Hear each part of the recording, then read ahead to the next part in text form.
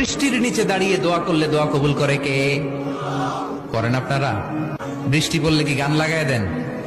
বৃষ্টি পরে টাপুর টুপুর, ওই যে পোলাপাইন কয় পায়ে দিয়ে সোনার নুপুর, আঁকা বাঁকা মেঠো পথে কোন রূপসী হেঁটে যায়, আমিও আছি তোমার সাথে, আছে না নাই?